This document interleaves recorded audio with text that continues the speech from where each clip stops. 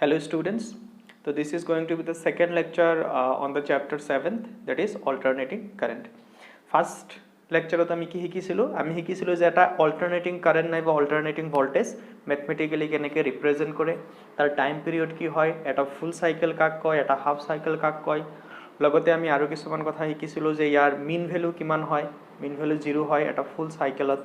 So সেইখিনি কথা আমি লাষ্ট লেকচাৰটোত চাইছিলো। লগতে আমি আৰু দুটামান ইম্পৰ্টেণ্ট ফিচাৰ দেখা পাইছিলোঁ সাইন আৰু কস ফাংচনৰ। ফিচাৰটো কি আছিল যে এটা ফুল সাইকেলত ইহঁতৰ এভাৰেজ ভ্যালু কিমান হয়, 0 হয়। তো এইটো ভিডিঅ'ত আমি আৰু কিছুমান ইম্পৰ্টেণ্ট বস্তু চাম যে যদি আমি এটা এসি ভোল্টেজ এটা ৰেজিষ্টেন্সৰ দুইফালে যদি এপ্লাই কৰোঁ তেতিয়া কি হয়। তাৰপিছত আমি আৰএমএস ভ্যালু বুলি এটা বস্তু চাম, root mean square value of current and voltage, এইটো বহুত ইম্পৰ্টেণ্ট হয়। তাৰপিছত আমি ফেজৰ ডায়াগ্ৰাম বুলি এটা কনসেপ্ট আছে, সেই কনসেপ্টটো আমি শিকিম। সো প্ৰথমতে আমি ফেজৰ ডায়াগ্ৰাম শিকি লওঁ, তাৰপিছত আমি বাকিখিনি চাম। তো ফেজৰ হয়তো শব্দটো তোমালোকৰ কাৰণে নতুন। ফেজৰ মানে হ'ল এ ৰোটেটিং ভেক্টৰ,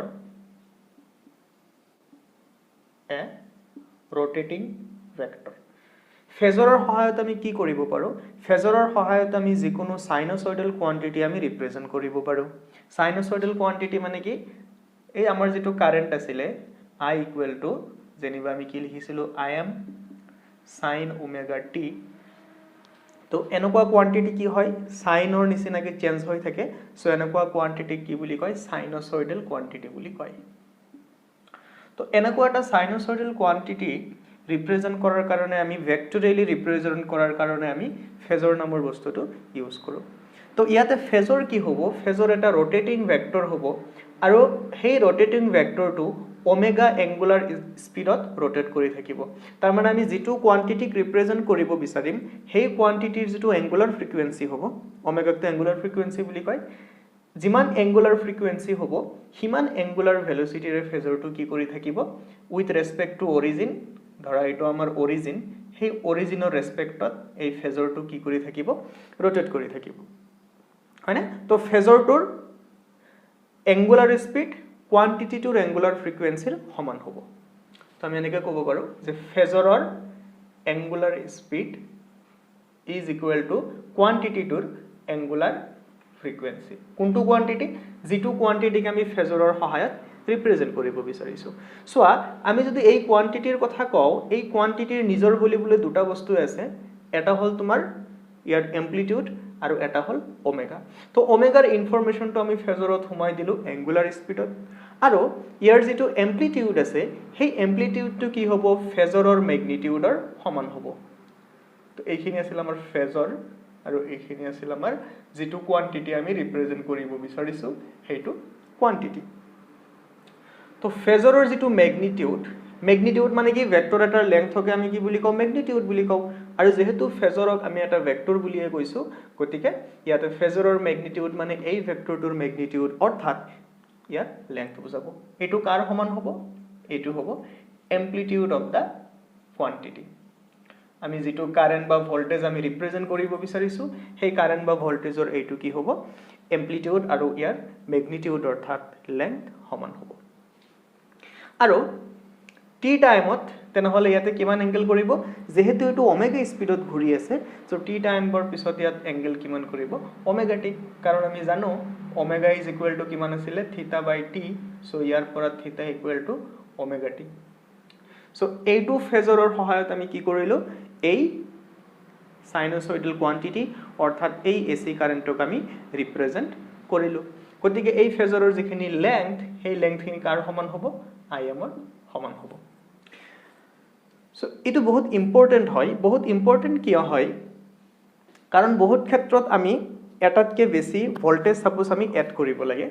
ধৰা আমাৰ হাতত দুটা ভোল্টেজ এনেকুৱা আছে, V1 ইজ ইকুৱেল টু যেনিবা আছে 10 sin ওমেগা টি, আৰু ধৰা আৰু এটা ভোল্টেজ আছে বেলেগ ফেজত আছে 10 sin ওমেগা টি প্লাস পাই বাই 4। দুইটা ভোল্টেজৰ ফেজ কি হল বেলেগ বেলেগ হল এতিয়া হেই ভোল্টেজ দুটা তুমি যদি এড কৰিব বিচৰা যদি যোগ কৰিব বিচৰা তুমি ইহতৰ ম্যাগনিটিউড দুটা সিম্পলি যোগ কৰি দিলে নহব যেহেতু ইহতৰ ফেজ কি হৈ আছে বেলেগ বেলেগ হৈ আছে তো এই বস্তুটো তুমি যদি ম্যাথমেটিক্যালি কৰিব বিচৰা আমাৰ বহুত টান হৈ যায় বহুত আমাৰ দীঘল এটা ম্যাথমেটিক্স হয় কিন্তু এই বস্তুটো আমি ফেজৰ ডায়াগ্ৰামৰ সহায়ত আমাৰ হাতত যদি এনেকুৱা সিচুৱেচন আহে আৰু নিশ্চয় আহিব সেই কাৰণে আমি শিকি আহিছো তেনেকুৱা অৱস্থাত আমি কি কৰিব পাৰিম এনেকুৱা দুটা ভোল্টেজ আমি ফেজৰ ডায়াগ্ৰামত প্ৰকাশ কৰি কেনে আমি তাৰ পিছত যেহেতু আমাৰ হাতত দুটা ৰোটেটিং ভেক্টৰ আহিব ইয়াতে আমি ভেক্টৰৰ ল ইউজ কৰি কেনে এনেকুৱা দুটা ভোল্টেজক আমি এড কৰিব পাৰিম অতি সহজতে সেই কাৰণে আমাৰ ফেজৰ ডায়াগ্ৰামটো বহুত ইম্পৰ্টেন্ট ওকে ফেজৰ হিকাৰ পিছত এবাৰ আমি চাম যে আমি এসি ভোল্টেজ এটা যদি এটা ৰেজিস্ট্যান্সৰ দুইফালে এপ্লাই কৰো তেতিয়া কি হ'ব তো আমি কি চাব বিচাৰিম যে এটা ৰেজিস্ট্যান্স আমাৰ হাতত আছে আৰু ৰেজিস্ট্যান্সৰ দুইমুৰে আমি এটা কি এপ্লাই কৰিছো এসি ভোল্টেজ এটা আমি এপ্লাই কৰিছো আৰু ধৰা ইয়াৰে যেটো ভোল্টেজ সেই ভোল্টেজটো হল Vm sin omega t তো ইয়াৰ মাজে কি যাব কারেন্ট যাব আমি এটো তো প্লাস মাইনাস চেঞ্জ হৈ থাকিব আমি এটা পার্টিকুলার মোমেন্টত ধৰিলো যে এটো প্লাস হৈ আছে আৰু এইফালে মাইনাস হৈ আছে তেনে হলে কাৰেন্ট কোন পিনে যাব কাৰেন্ট এনেকে যাব এটো ৰেজিস্ট্যান্স কিমান R তো আমি চাব বিচাৰিছো যে এই সাৰ্কিটটোত কাৰেন্ট কিমান হ'ব তো এটা আমি সিম্পলি কিৰচফস ল যদি এপ্লাই কৰি দিও তুমি যদি ইয়াৰ পৰা ইয়ালৈকে আহা ভোল্টেজ কি হৈছে কমিছে সো মাইনাস হ'ব তো ভোল্টেজ কিমান Vm sin omega t তাৰ পিছত ইয়াৰ পৰা যদি ইয়ালৈকে আহা কাৰেন্ট আমি I বুলি ধৰিলো ভোল্টেজ বাঢ়িছে গতিকে এটো কিমান হ'ব I * R is equal to কিমান আহিব 0 আহিব সো ইয়াৰ পৰা I equal to কি লিখিব পাৰিবা Vm divided by R into sin omega t আমি অলৰেডি এটা কথা শিকি আহিছো যে এনেকুৱা এটা সাইনোসয়েডাল বস্তুৰ সাইন ফাংশনটোৰ লগত যিখিনি কোয়ান্টিটি মাল্টিপ্লাই হৈ থাকে সেইখিনি কোয়ান্টিটিক আমি কি বুলি লিখো এমপ্লিটিউড বুলি লিখো গতিকে ইয়াতে এইখিনি আমাৰ কি হ'ব কাৰেন্টৰ এমপ্লিটিউড কেনেকৈ গম পালো কাৰেন্টৰ কাৰণ ইয়াতে আমি কাৰেন্টে উলিয়াইছো তো যদি ইয়াৰ এমপ্লিটিউড হিচাপে এইখিনি লিখা তো এইখিনি আমি কি লিখিব লাগিব Im sin omega t so where Im is equal to Vm by R so ইয়াতে আমি এটা বস্তু কি লক্ষ্য কৰিলো ইয়াতে আমি এটা বস্তু লক্ষ্য কৰিলো যে ভোল্টেজ আৰু কাৰেন্ট দুইটাৰ ফেজ কি হৈ আছে সেম হৈ আছে ইয়াৰো ফেজ ওমেগা টি কাৰেন্টৰো ফেজ ওমেগা টি কিন্তু সকলো সাৰ্কিটত এইটো ফেজ সেম হৈ না থাকে ইয়াতে তুমি ৰেজিস্ট্যান্স লৈছা আৰু এনেকুৱা সাৰ্কিটক ৰেজিস্টিভ সাৰ্কিট বুলি কয় ৰেজিস্টিভ সাৰ্কিট সো ৰেজিস্টিভ সাৰ্কিটত আমাৰ কি হ'ব কাৰেন্ট আৰু ভোল্টেজৰ ফেজ কি হ'ব সেম হ'ব আমি ইতিমধ্যে যেটো ফেজৰ ডায়াগ্ৰাম শিকিলো সেই ফেজৰ ডায়াগ্ৰামত আমি যদি কাৰেন্ট আৰু ভোল্টেজ এক্সপ্ৰেস কৰিব বিচাৰো তেনহলে আমি কেনেকৈ এক্সপ্ৰেস কৰিব পাৰিম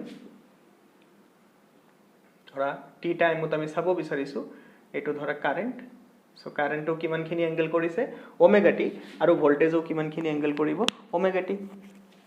গতিকে ইয়াতে কৰবাত কি থাকিব আমাৰ ভোল্টেজ থাকিব তো এটো হ'ব আমাৰ ভোল্টেজৰ ফেজৰ আৰু ব্ল্যাকটো হ'ব আমাৰ কাৰেন্টৰ ফেজৰ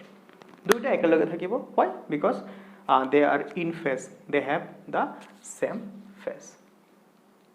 হল তো এইখিনি আমি শিকাৰ পিছত নেক্সট আমি শিকিম RMS value of current root mean square value of current okay root mean square value of AC current নাইবা AC voltage দুইটাৰে কি থাকে RMS ভ্যালু থাকে root mean square ভ্যালু থাকে এই root mean square ভ্যালুৰ ফিজিক্যাল সিগনিফিকেন্স আমি অকমান পিছত পঢ়িম প্ৰথমতে আমি root mean square এই শব্দটোৰ অৰ্থ বুজি লও আৰু এই শব্দটোৰ পৰা আমি কি কৰো root mean squareৰ এটা এক্সপ্ৰেছন উলিয়াম কি কৈছে root mean square তাৰ মানে কোয়ান্টিটিটোক আমি প্ৰথমতে স্কয়াৰ কৰিব লাগিব তাৰ পিছত mean লব লাগিব তাৰ পিছত root লব লাগিব তো আমি কাৰেন্ট ইকুৱেল টু এনেকৈ লিখিব পাৰো I equal to Im sin omega t এতিয়া I RMS root mean square লব লাগিলে প্ৰথমতে আমি কোয়ান্টিটিটো কি কৰিব লাগিব স্কয়াৰ কৰিব লাগিব স্কয়াৰ কৰাৰ পিছত আমি কি লব লাগিব mean লব লাগিব মানে এভাৰেজ লব লাগিব এভাৰেজৰ তো এটো সিম্বল আমি জানো আৰু লাষ্টত কি লব লাগিব root লব লাগিব সো প্ৰথমতে আমি বাই ডেফিনেশন root mean squareৰ এটো ফৰ্মুলা আহিল আৰু এটো ফৰ্মুলাৰ পৰা প্ৰথমতে আমি root mean squareৰ এটা এক্সপ্ৰেছন উলিয়াম তাৰ পিছত আমি ইয়াৰ ফিজিক্যাল সিগনিফিকেন্স তো প্ৰথমতে আই তুমি কি কৰিব লাগিব স্কয়াৰ কৰিব লাগিব তো প্ৰথমতে আমি আই স্কয়াৰ কৰিলে কিমান আহিব চোৱা I am square sin square omega t next আমি কি কৰিব লাগিব ইয়াৰ মিন লব লাগিব আৰু মিনটো ওভাৰ এ ফুল সাইকেল লব লাগিব তো ইয়াৰ যদি তুমি মিন লোৱা মিনৰ ফৰ্মুলা কি আছিল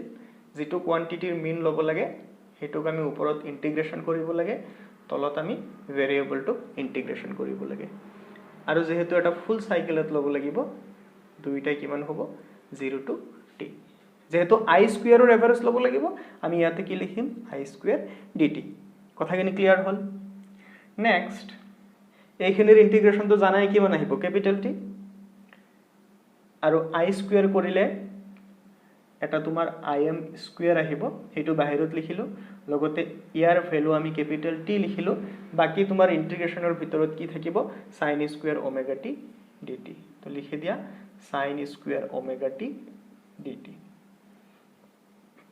লিমিট হ'ব 0 to ক্যাপিটাল T এতিয়া আমি এই কোয়ান্টিটিটোক কেনেকৈ লিখিব পাৰিম চোৱা তোমালোকে ট্ৰাইগোনোমেট্ৰিত নিশ্চয় এইটো ফৰ্মুলা পাইছা sin square theta is equal to half of 1 minus cos twice theta গতিকে আমি sin square omega t এর জায়গাত কি লিখিব পাৰিম half of 1 minus cos twice omega t তো হাফৰ যেটো 2 আমি ইয়াতে কমন লৈ লও তো ইন্টিগ্ৰেশনত কিমান আহিব 1 minus cos twice omega t dt 0 to t তে আমি এটা কাম কৰো dt টো আমি দুইটাতে লিখি লও ইন্টিগ্ৰেশনটো যদি আমি ভগাই লও তেনে হলে ইয়াত কিমান আহিব im স্কয়াৰ ডিভাইডেড বাই টুৱাইস t তাৰ পিছত integration of 0 to capital T dt minus cos twice omega t dt হয় না এতিয়া লাস্ট ক্লাসতে কোৱা হৈছিল যে cos নাইবা sin ফাংশনৰ ওভাৰ এ ফুল সাইকেল এভাৰেজ কিমান হয় 0 হয় তো এটো ওভাৰ এ ফুল সাইকেল আহি আছে 0 to t যেহেতু কৰিছো গতিকে এটো কোয়ান্টিটি কিমান আহিব 0 আহিব আৰু যদি কৰিব বিচৰা কৰিও দেখুৱাব পাৰা যে এই কোয়ান্টিটিটো কিমান আহিব 0 আহিব বুলি তো is equal to soya im square by twice t ইয়াতে সোয়া dt এর ইন্টিগ্রেশন কিমান আহিব t আৰু লিমিট বহাই দিলে ক্যাপিটাল T - 0 গতিকে ইয়াৰ ইন্টিগ্ৰেশন সিম্পলি t আহি যাব মাইনাস ইয়াক যদি ইন্টিগ্ৰেট কৰা কিমান আহিব sin twice omega t divided by twice omega আৰু ইয়াৰ লিমিট কিমান হ'ব ক্যাপিটাল T আৰু 0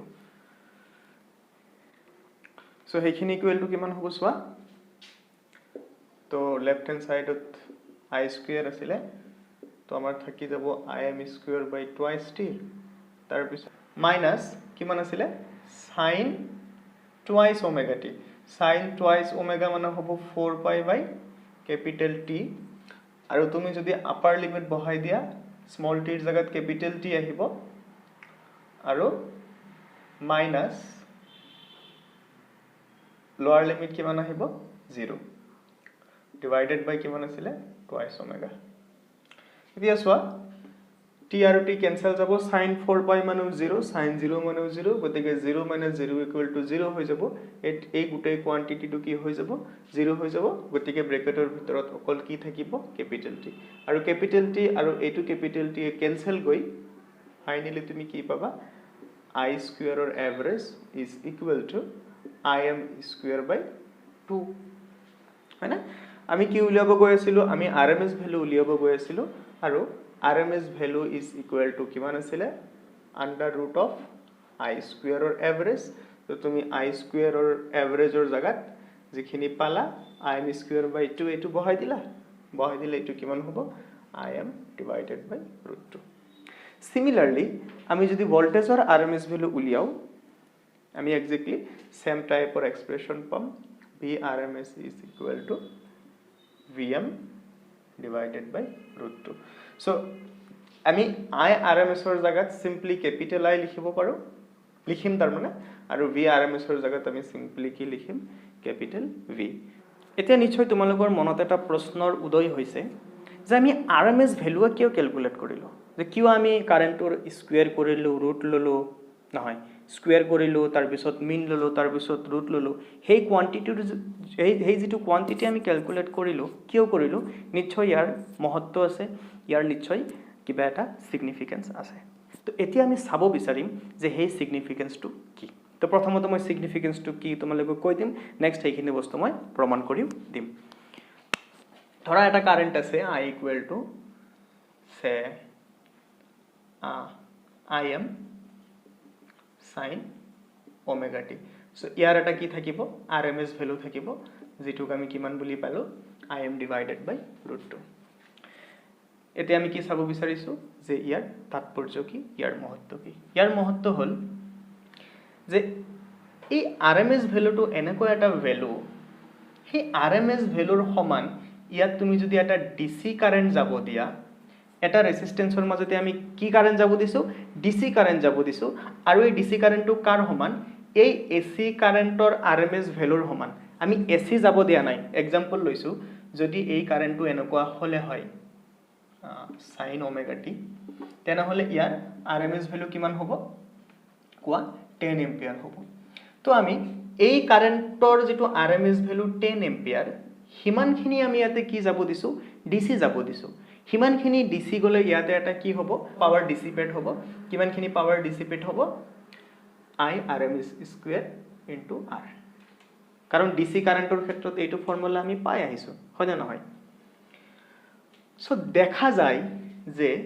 এইবাৰ তুমি ডিসিৰ হলনি যদি আমি এই পাৰ্টিকুলাৰ AC2 ইয়াৰ মাজেদি যাব দিলো হয়,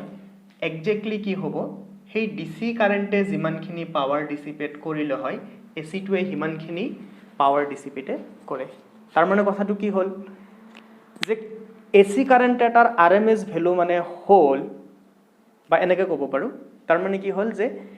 AC এটাৰ RMS ভ্যালু মানে হল, তো এতিয়া আমি কি ক'ব পাৰো যে AC কাৰেন্ট এটাৰ RMS ভ্যালু মানে হল সেইখিনি DC কাৰেন্ট, যিখিনি DC কাৰেন্ট এটা ৰেজিস্ট্যান্সৰ মাজেদি যাব দিলে সেই AC কাৰেন্টে যিমানখিনি পাৱাৰ ডিসিপেট কৰিলে হয়, সেই RMS ভ্যালুৰ সমান DC কাৰেন্টও হিমানখিনি পাৱাৰে কি কৰে, ডিসিপেট কৰে। সেই কাৰণে RMS ভ্যালু ইমান ইম্পৰ্টেন্ট। এতিয়া আমি গতিকে চোৱা, যেহেতু আমি যেতিয়া ইলেক্ট্ৰিসিটি এটা ইউজ কৰো, আমাৰ ঘৰত হোক, ইন্ডাস্ট্ৰিত হোক, আমি কি কোনটো কোয়ান্টিটিক লৈ কেনে আমি কনসাৰ্ন, পাৱাৰ লৈ কেনে। কাৰণ কাৰেন্ট কিমান আছে, ভোল্টেজ কিমান আছে, হেতু আমাৰ মেটাৰ নকৰে। আমাৰ মিটাৰত যেটো তোমাৰ ৰিডিং উঠিব বা যিখিনি আমি খৰচা কৰিব লাগিব, কাৰেন্টৰ যিখিনি বিল দিব লাগিব, হেতু কিহৰ ওপৰত ডিপেন্ড কৰে যে আমি কিমানখিনি পাৱাৰ ইউজ কৰিছো। আৰু আমি ইয়াতে কি দেখা পালো যে কিমানখিনি পাৱাৰ আমি ইউজ কৰিছো, সেইখিনি কাৰ ওপৰত ডিপেন্ড কৰে, RMS ভ্যালুৰ ওপৰত ডিপেন্ড কৰে। সেই কাৰণেই আমি যিকোনো সময়ত আমি কাৰেন্ট এটা কিহত এক্সপ্ৰেস কৰো, RMS ভ্যালুত এক্সপ্ৰেস কৰো। ভোল্টেজ এটা কিহত এক্সপ্ৰেস কৰো, RMS ভ্যালুত এক্সপ্ৰেস কৰো। যে আমি যেতিয়া কওঁ যে আমাৰ যেটো ঘৰৰ যেটো পাৱাৰ সাপ্লাই আছে, ইয়াতে যেটো ভোল্টেজ ইয়াতে আমি লৈছো, এই ভোল্টেজটো ম্যাক্সিমাম কিমান, 220 ভোল্ট। তাৰ মানে একচুয়ালি আমি এটো কি কৈ আছো যে ইয়াৰ RMS ভ্যালু কিমান, 220 ভোল্ট। বা ইন্ডাস্ট্ৰিত যেটো ইউজ কৰে, কমাৰ্শিয়ালি যেটো ইউজ কৰে ইন্ডাস্ট্ৰিত, তাতে 440 ভোল্ট। সেই 440 ভোল্টটো একচুয়ালি কি হয়, তাৰ RMS ভ্যালু হয়। তো এতিয়া এটা কথা তোমালোকে মনত ৰাখিবা, যেতিয়া এটা প্ৰবলেমত, এটা অংকত যদি কয় যে তোমাৰ এটা AC ভোল্টেজ আছে 100 ভোল্ট, তুমি কি বুজি পাবা, যদি একো মেনশন কৰা নাথাকে, actually we are talking about the RMS value. বা আমাক যদি কয় যে 10 এম্পিয়াৰ কাৰেন্ট, আমি কি বুজি পাম, RMS ভ্যালু। যদি স্পেসিফিক্যালি মেনশন কৰি নিদিয়ে, হেতু কি হয়। তো এতিয়া আমি এইখিনি কথা প্ৰমাণ কৰো যে হসাকে এইটো কথা হয় না নহয়। কি প্ৰমাণ কৰিব বিচাৰিছো, যে আমি কৰবাত এটা AC কাৰেন্ট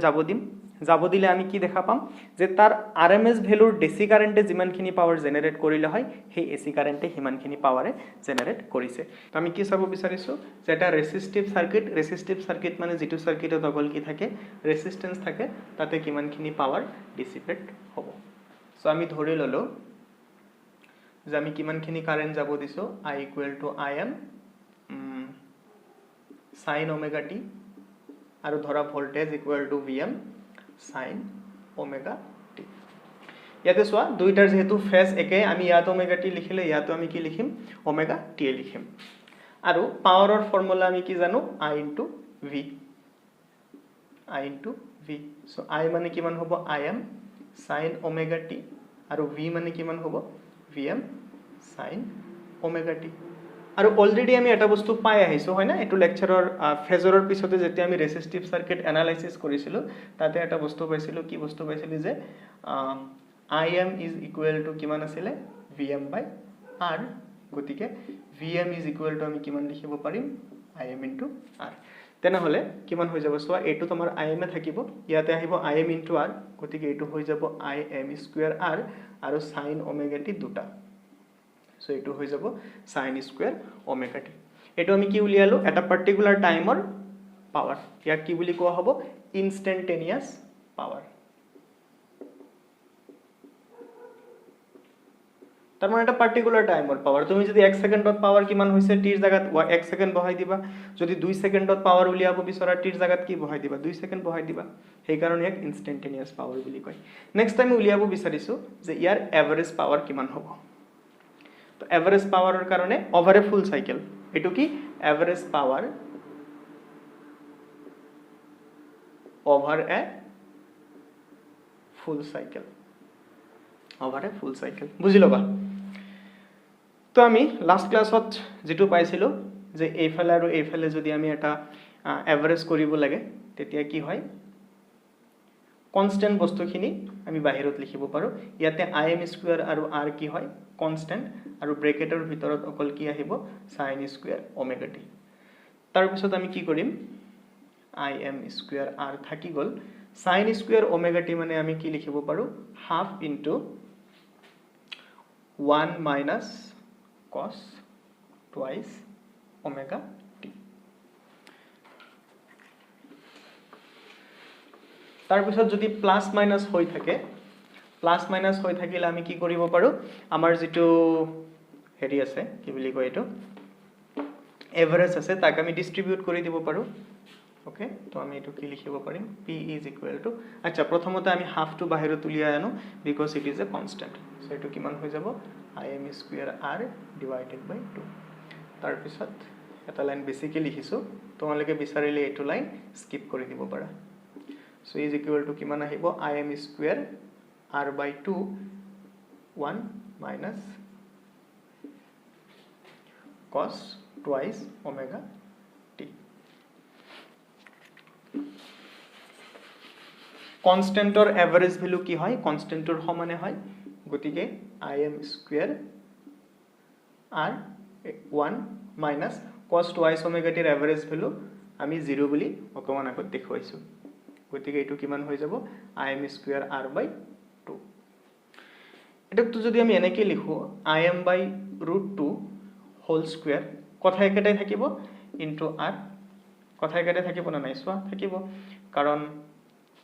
√2 স্কয়াৰ কৰিলে 2 হৈ যাব Im স্কয়ার হৈ যাব আকৌ Im by √2 মানে কি I RMS তো আমি যেটো বস্তু কৈ আছিল যে RMS ভ্যালু মানে হল RMS ভ্যালু কেনেকুৱা এটা ভ্যালু যে হিখিনিৰ DC কাৰেন্ট যাব দিলে যিমানখিনি পাৱাৰ জেনাৰেট হয় AC কাৰেন্ট যাব দিলে হিমানখিনি পাৱাৰ জেনাৰেট হৈছে গতিকে আমি IRMS পৰিমাণৰ যদি DC যাব দিলো হয় তেনে হলে কিমানখিনি পাৱাৰ জেনাৰেট হলে হয় IRMS স্কয়াৰ R কাৰণ P ইকুৱেল টু আমি I স্কয়াৰ R জানো DC ৰ ক্ষেত্ৰত আমি P ইকুৱেল টু কি জানো I স্কয়াৰ R গতিকে আমি যদি IRMS পৰিমাণৰ DC যাব দিলো হয় তেনে হলে ইমানখিনি পাৱাৰ জেনাৰেট কৰিলে হয় আৰু AC যোৱাৰ কি কৰিছে এভাৰেজ পাৱাৰটো কি হৈছে সেই RMS ভ্যালুৰ DC কাৰেন্টে যিমানখিনি পাৱাৰ ডিসিপেট কৰিলে হয় AC ও হিমানখিনি পাৱাৰে কি কৰিছে ডিসিপেট কৰিছে সো আই হোপ বস্তুখিনি বুজি পাইছা লাস্ট আমি एग्जांपल 7.1 টো কৰিব বিচাৰিছো एग्जांपल 7.1 ত কি লিখা আছে যে bulb is rated 100 watt for 220 volt source তো আমাৰ বাল্বটোৰ যেটো পাৱাৰ দিয়া আছে কিমান 100 watt আৰু সাপ্লায়াৰ ভোল্টেজ কিমান দিয়া আছে 220 volt মই আগতে কৈছিলো যেতিয়া একো মেনশন নকৰা আমি কি বুজি পাম এটো একচুয়ালি আমাক কি দিয়া আছে RMS ভ্যালু দিয়া আছে তো আমাক কি উলিয়াব দিছে ৰেজিস্ট্যান্স উলিয়াব দিছে ম্যাক্সিমাম ভোল্টেজ উলিয়াব দিছে আৰু RMS কাৰেন্ট উলিয়াব দিছে তো R আমি কেনেকৈ উলিয়াম আমি জানো power is equal to V square by R so আমি ইয়াতে RMS টো ইউজ নকৰো তো RMS বুজোৱাৰ কাৰণে আমি ক্যাপিটেল V ইউজ কৰিম আৰু ইনস্ট্যান্টেনিয়াস বুজোৱাৰ কাৰণে V আৰু ম্যাক্সিমাম বুজোৱাৰ কাৰণে VM তো ইনস্ট্যান্টেনিয়াস আৰু ম্যাক্সিমামত আমি সৰু V ইউজ কৰিম আৰু RMS ৰ ক্ষেত্ৰত ডাঙৰ V তো V = V²/R জানো গতিকে R = কিমান হ'ব V²/P V হ'ব ইয়াতে 220 স্কয়াৰ ডিভাইডেড বাই P কিমান হ'ব 100 সো এটো যদি কৰা ইয়াৰ आंसर আহিব 484 ওম নেক্সট আমাৰ কি সুধিছে ম্যাক্সিমাম ভোল্টেজ তো ম্যাক্সিমাম ভোল্টেজ আৰু RMS ভোল্টেজৰ মাজত ইতিমধ্যে আমি ৰিলেশন পাইছো RMS voltage is equal to maximum voltage divided by √2 গতিকে ম্যাক্সিমাম ভোল্টেজ কিমান হ'ব √2 ইনটু RMS ভোল্টেজ হ'ল 220 তাৰ মানে এটো হ'ব 220 ইনটু √2 ভোল্টেজ লাস্ট আমাক কি সুধিছে RMS current so IRMS is equal to কিমান হ'ব VRMS divided by R গতিকে I is equal to কিমান হ'ব VRMS তো আমি তো ক্যাপিটাল V লিখিম বুলিয়ে কলো ক্যাপিটাল V কিমান দি আছে 220 divided by আমি রেজিস্ট্যান্স কিমান পালো 484 তো এটুত ক্যালকুলেট কৰিবা ক্যালকুলেট কৰিলে যেটো আহিব হেতু আমাৰ কি হ'ব RMS কাৰেন্ট আজিৰ কাৰণে এখিনিয়ে thank you for watching the video and listening to me